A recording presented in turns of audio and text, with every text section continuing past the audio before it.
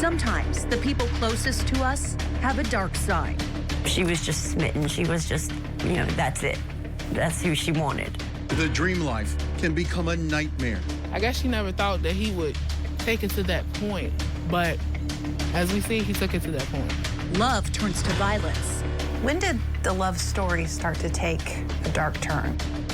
And lives are put in danger. Love is blind, but that's a fatal attraction. That was a fatal attraction that happened. Tonight, in this Voices Against Violence special, we take an in-depth look at domestic violence, its impact on families. I have nightmares every night.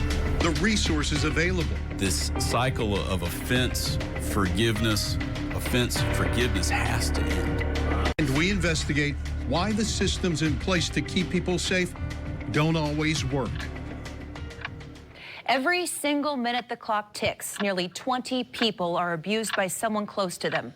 That's according to the National Coalition Against Domestic Violence. Domestic violence is a serious matter. In this special, we have team coverage to take a closer look at the issue. This violence tears families apart. That's what 20-year-old Avriel Hooks' family says happened to them. She lost her life in August. Her estranged husband is now behind bars, waiting to be tried for her murders. I spoke with Avriel's family about the couple's relationship, one so volatile they knew when she disappeared, she wasn't coming home. Avriel Hooks and Michael Perry's love story started out like a fairy tale. Walk me through their relationship. You know, in the beginning, it was wonderful, like anything. She was just smitten. She was just, you know, that's it. That's who she wanted. Every love story starts out. Yeah, it was. She was so captivated by him. However, Avriel's mother, Ashley Pittman, and sister, Lydia Page, say it didn't take long for their love story to take a dark turn. They always had heated fights. In the beginning, it wasn't so much physical. A little over a year ago, they say the violence escalated. So about a year ago, you noticed the level. Yeah. Of intensity, yeah. Yeah, the intensity seemed more dangerous. I had seen with my own eyes on the phone when I was at home, she would FaceTime me and I would see some abuse. And in person, I would see it. When you witnessed the abuse, what did you say to her? I said, is this what you really want? And she said, yeah, sis, I love him. The pattern of the abuse was late at night. That's when abuse would happen, and then the cops were called. They were always late calls, 10, 11, 12 o'clock at night. Ashley says that Avriel remained in the relationship until their baby was born last year. When did things reach a boiling point between the two, do you think? Would it be July 4th? Yeah. What happened July 4th? It was the first time that Avriel felt Michael could potentially hurt the baby during a fight. Ashley says Avriel filed for an emergency protective order that night.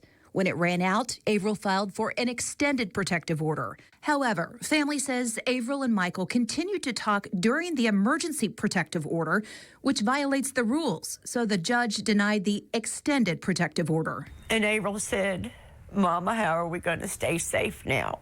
A little over a month later, on August 22nd, 2023, Avriel disappeared. Her mother reported her missing to police the next day. Avriel's remains were found a week later in Amherst County. Investigators arrested Michael Perry and charged him with her murder. Oh my gosh, we've got another call. Now, about 6 months since they buried Avriel, her mother and sister are on a crusade to put a stop to domestic violence. Why was that important for you to get out in front of and say, this is how we're going to use this to honor her? Well, seeing what she went through and the definition of domestic violence, of exactly what she did go through, it's not easy to get out. It's not easy for family to help them get out. We don't live in a world anymore where you can put your pride in front. You know, you gotta bear it all. You gotta tell the world. Do you think she would have become an advocate for domestic violence for other women? Yes. This is what Avriel would have wanted. There are not a lot of details surrounding Avriel's murder. All of the warrants are sealed. 6 months after her remains were found, the medical examiner still has not released her cause of death. Michael Perry will be in court March 13th. I reached out by phone and email to his attorney for a statement. So far, there has not been a response. Today, Nicole Rosser would have celebrated her 43rd birthday, but her life was cut short. Police charged her ex-boyfriend in her murder. Only on ABC 13, her sister spoke with Paige Meyer about how domestic violence turned her world upside down. Nicole Rosser lit up a room with her big smile and personality. Keep your head up. Always adjust your crown. Never put your head down. She always taught me how to go through life being strong. That's just one of the many lessons Kat Rosser learned from her big sister, Nicole. My sister was always my hero. Kat lost her hero on November 10th. On that day, police say Nicole's ex-boyfriend, Tony Brown, stabbed her to death at her home on Boonesboro Road. This is my sister's house. This is her house. This was her house. And this is literally where he kicked the door in. When we first came here, like the day after, we seen like literally blood right here. I'm guessing it was my sister's blood, like right here and literally right there on the door. Lynchburg police were called here just before 7 that morning. Police say they ordered Brown to stop stabbing Nicole. They say he didn't, and that's when an officer shot him. It was real, but it was kind of real rage, because it was just like, why? Why would you do that to her? My sister was a good person. Kat tells me she saw on our newscast that something was happening on Boonesboro Road, so she rushed here. Which is a vision I will always keep in my head on how my sister looked. 43-year-old Brown is charged with first-degree murder and violating a protective order. Once in critical condition, he's now recovered and behind bars. Brown is back in court for a hearing in March. Kat tells me Brown and Nicole dated for about 2 years before breaking up last August. I told my sister again, I said I did not like him. Kat describes Brown as being, quote, weird and quiet at family parties and mean to her sister behind closed doors. He would call her on the phone, threaten her on the phone, like tell her I'm gonna get you, stuff like that. Anything physical? Not to my knowledge. I don't know if they fought physically, but I knew verbally they got into arguments and stuff like that. Nicole had a protective order against him. Why did she feel the need to get a protective order in the first place? Because she was scared. At this point, she was getting scared. Like, he was crazy. He would get drunk all the time. He would get high all the time. Kat thinks Brown was jealous of Nicole's career as a nurse and her close-knit family. We brought him into our family. We brought him into that love. And we would love to know why. Nicole was a mother of 2 boys, a 26-year-old and 16-year-old. Her 5 grandkids called her Stella. We're hurting, but I know with our faith and God, we will get through this. Now Kat tells me the Rosser family is holding tight onto memories like this as they wait for justice. Life. You don't need to see this. You don't need to see this no more. You don't need to see no trees. You don't need to smell the earth. You don't need to smell nothing no more. If my sister can't smell it, you don't need to smell it. In Nicole's honor, Kat tells me her and her family are holding an event this upcoming Tuesday called Enough is Enough. It starts at 6, open to the public, and will take place at the Lynchburg Community Action Group building on Main Street, downtown. The goal is to share victims' stories and raise awareness on domestic violence happening all throughout our community. Back to you. Protective orders are designed to help victims of domestic violence create a barrier between themselves and their alleged offender. Now, at one point, both Avriel and Nicole had them. I set out to investigate whether protective orders work. On the morning of November 10th last year in Lynchburg, less than 2 weeks before Thanksgiving, Nicole Rosser's life ended violently. Respond to 5139 Boonesboro Road, Suburbia Apartments, Apartment 4 for malicious wounding. Investigators say she'd been stabbed multiple times. Medic 4, Lake House. Medic 4. Arriving at the ER. In Virginia, a magistrate or judge issues protective orders. There are 3 kinds. Let's take a look. Emergency protective orders are good for 72 hours and can be granted the same day. Preliminary protective orders last 15 days or until a full court hearing takes place. And then there are protective orders that can last up to 2 years. Those can only be granted after a full court hearing where both parties have an opportunity to tell their sides of the story to a judge. Now, during my investigation, I learned from the Lynchburg courts that Nicole Rosser had a 2-year protective order put in place against Tony Brown on November 8th, just 2 days before she was killed. Take a look at the numbers I got from an open records request in several local communities on the number of people arrested for violating protective orders. In 2022 in Campbell County, there were 116 arrests, but last year the number fell to 107. In Bedford County, Commonwealth's Attorney Wes Nance shared this. In 2022, they handled 56 protective order violation arrests, but last year the number rose to 84, a 50% increase. And Lynchburg police made 107 arrests in 2022. Last year, the number went up slightly. Do protective orders work? Protective orders are as good as we enforce them. The laws are in place and do a good job. Lynchburg Commonwealth's Attorney Bethany Harrison and Bedford County Commonwealth's Attorney Wes Nance deal with domestic violence and protective orders regularly.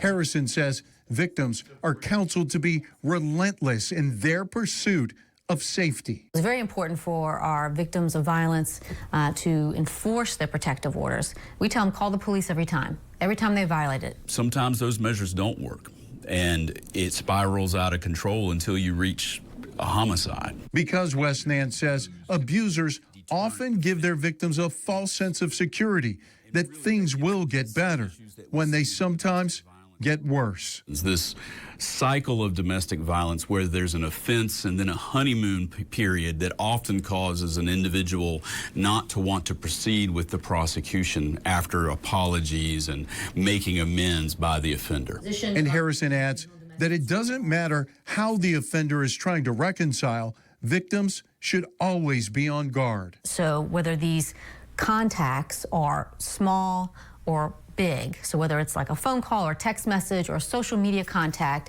those would be the small ones, but we in law enforcement will not know about it unless the victim tells us. This cycle of offense, forgiveness has to end. That's because a loved one's life may depend on it. Respond to 5139 Boonesboro Road, Suburbia Apartments, Apartment 4 for malicious wounding.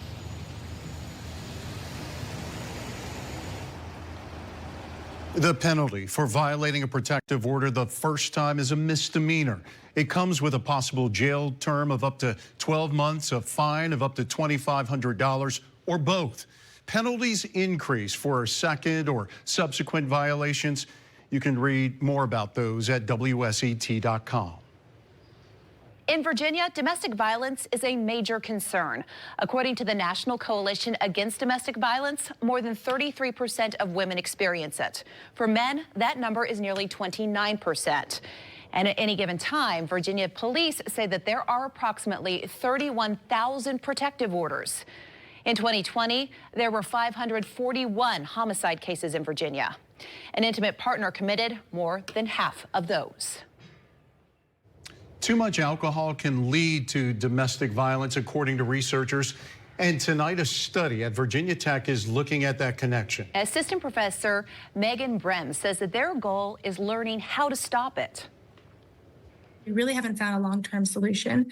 So the fact that it is so prevalent, that it's so costly to our society, and it has really detrimental consequences for our community.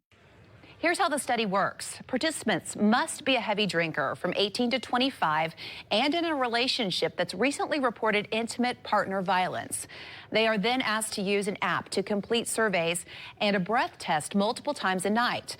The app can advise them to stop drinking or even tell them to take some time away from their partner. Brem hopes the method will help prevent domestic violence in the future. Domestic violence is hard to predict, but the CDC says there are some warning signs and risk factors to be aware of. First, if a person has a history of abuse from childhood. Second, be wary if a person has a desire for power and control in relationships. Third, having fewer friends and being isolated from other people could be a red flag. And finally, economic stress could also be a contributing factor. Escaping a violent situation could force a domestic violence survivor into homelessness. ABC 13's Rachel Branning shows us how 2 local groups are trying to help. The intersection between domestic violence and homelessness is undeniable. Kristen Nolan, the director of housing services at Miriam's House, says of the 347 clients they housed in 2023, 60% were survivors of domestic violence. Domestic violence predisposes people to experiencing homelessness. So Miriam's House works with them to find permanent housing, so that they can control their housing and be truly free from their abuser, so they don't have to go back. Nolan says many victims want to leave their situation, but they often don't see a way out, and Miriam's House provides that. They don't have access to their finances, they don't control their finances, or sometimes because they haven't been allowed to go out in the community and get a job, or they're not financially independent from their abuser. Miriam's House also works closely with Virginia Legal Aid Society. VLAS provides survivors with free legal aid as well as help filing protective orders. The most emergent need, which is getting that protective order, but then also sort of having to undo all the damage that's probably been done over years at the hands of the abuser. VLAS says there are important legal protections for survivors that they can help identify. Everybody deserves a safe home, and nobody should have to choose between being safe and having a home. Miriam's House helps hundreds of people in our community each year. If you're interested in donating, you can find that link now on our website. Live in Lynchburg, Rachel Branning, ABC 13 News. Helping survivors, that is the goal of an organization on the South Side. ABC 13's Sharice Hoffman is in Martinsville to show us how they're doing that. A safe haven and support system. Since 1981, that's what the Southside Survivor Response Center has been to women and children. They help those affected by domestic violence and sexual assault. They're coming to us not knowing what to do next. They're coming to us in fear. So one of the biggest things that we do just as an agency is just to try to rebuild those places of their self-esteem and their self-worth. For victims looking for a way out, staff members are available 24/7. Director of Emergency Services, Tracy Vasquez Gomez, says they can help in a moment's notice. Each one of us assists with making them feel comfortable, letting them know that we're here for them. Victims can stay here for up to 30 days. There are bedrooms, a kitchen, and a playground for the kids. Executive Director Tamika Whitfield says they help in any way they can. In addition to needing somewhere to lay their head, they may have had to leave without any clothes, without any shoes, without any food. Their goal is to help everyone who comes through these doors to leave with a better life. We do hope that they would look ahead to say, this is where I want to get to, aspire to, this is what I want to become, and these are the steps that I'll need to take to get there. Through partnerships with the community, the center offers resources like job assistance, crisis intervention, and legal aid. After the 30 days, Whitfield says they keep in touch with the victims to help them stay on the right track. Reporting live in Martinsville, Sharice Hoffman, ABC 13 News. The Southside Survivors Response Center has a 24/7 hotline for anyone who needs help. That number is 1-877-WE-HELP-6. And protecting and providing for domestic violence survivors is a top priority for the YWCA. If you ever find yourself in a domestic situation, here's what they say to do. Call their hotline. That number, 1-888-528-1041. They will evaluate your case and get you the help you need. Tonight, you might have noticed that we are wearing purple, and we're doing that in honor of domestic violence survivors. As the Texas Council on Family Violence puts it, the color is a symbol of courage, survival, and honor. That's right. If you or someone you know needs help, there is a national domestic violence hotline. That number is right there on your screen, 1-800-799-7233. You can also text START to 88788. If there was anything from tonight's show that you want to read more about, you can do that. We have articles on all of these stories posted on our ABC 13 app. Once you download the app, also make sure to sign up for push alerts so we can alert you to any breaking news. We thank you for watching ABC 13 News tonight. Get the very latest at WSET.com or our ABC 13 Facebook page. World News starts now. Thanks for watching the ABC 13 YouTube channel. If you'd like to get more videos and live coverage and local stories, click to subscribe and download our ABC 13 News app.